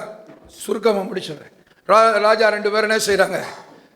சண்டைக்கு போகலான்ட்டாங்க. சண்டைக்கு போகிறதுக்கு முன்னாடி அந்த நாட்களில் தீர்க்கதரிசி கூப்பிட்டு கேட்பாங்க. 400 தீர்க்கதரிசி வந்து பேசினாங்களாம். 400 தீர்க்கதரிசி வந்து சொன்னார்கள். 5ஆம் வசனத்தில் வாசி பாருங்க. 400 தீர்க்கதரிசி வந்து நீ போ ஜெயிச்சிடுவேன்னு சொல்லி ஆகாப்புக்கும் யோசபாத்துக்கும் சொன்னார்கள். அப்போ ஆகாப்பு யோசபாத்துக்கு திருப்தி இல்லை. வேற யாராவது இருக்காங்களா? இருக்கிறாங்க. மிகாயான ஒரு தீர்க்கதரிசிக்கிறான். அவன் என்ன செய்வான்? நன்மையாகவே பேச மாட்டான். எப்பொழுது எனக்கு விரோதமாக தான் தீர்க்கதரிசி. யார் சொல்றது? ஆகாப் சொல்கிறான். இஸ்ரவேலின் ராஜா சொல்லுகிறான். யூதாவின் ராஜா கேட்குறான், வேற ஒரு தீர்க்கதரிசி இருக்கிறானா கேட்கலான்னு சொல்லிட்டு அப்படி போய் அவனை கூட்டிட்டு வாங்கன்னு சொல்கிறான். அதாவது சொல்கிறான், அவன் என்ன சொல்கிறான்? அப்படி இல்லை, அவன் வார்த்தையை நம்ம கேட்போன்னு சொல்லிட்டு போய் கூப்பிடுறவங்க சொல்கிறாங்க. ராஜா எல்லாம் வீட்டில் போய் வாசிப்பாங்க. எல்லாம் சொல்கிறாங்க 400 தீர்க்கதரிசி அவன் ராஜாவுக்கு ஆதரவாக தான் சொன்னாங்க, எப்படி சொல்லியிருக்காங்க, ஆனால் நீயும் அதே மாதிரி சொல்லிட்டு வா அப்படின்னாங்க. ஆனால் மிகாயா தீர்க்கதரிசி போய் சொல்கிறான், பார்க்குறேன், தரிசனத்தில் பார்க்குறேன், இஸ்ரேல் மக்கள்லாம் ஆடுகள் மலையில் மேய்ப்பு நல்ல ஆடுகளை போல சிதறடிக்கப்பட்டவர்களை போல இருக்கிறாங்கன்னு சொல்லும் பொழுது ஆகாப்பு உடனே குச்சி எந்திரிக்கிறான். பாத்தியா எனக்கு விரோதமாக எப்பொழுதுமே அவன் தீர்க்க தரிசனம் சொல்லுவான்னு சொன்னப்பட்ட போது யோசபாத் சொல்கிறான், நிதானி என்று சொல்லுகிறான். அப்போ சிதேக்கியா வரான். சிதேக்கியாவன் இன்னொரு தீர்க்கதரிசி எழும்பி வரான். இருப்பு கொம்புகளை கையில் வச்சுக்கொண்டு, இப்படியாய் நீங்கள் முட்டி மோதி இஸ்ரவேல் மக்கள் போய் எல்லாரும் நீங்கள் 2 பேரும் போய் அசரியாவை ஜெயிச்சிடுவேன்னு சொல்லுவான். கன்னத்தில் வேற இவன் அறைவான், மிக வருவான். அப்போ சொல்லுவான், இது எப்படி நடக்கும்? ஆண்டவர் பொய்யின் ஆவியை உங்கள் வாயில் வச்சிருக்கிறாரு.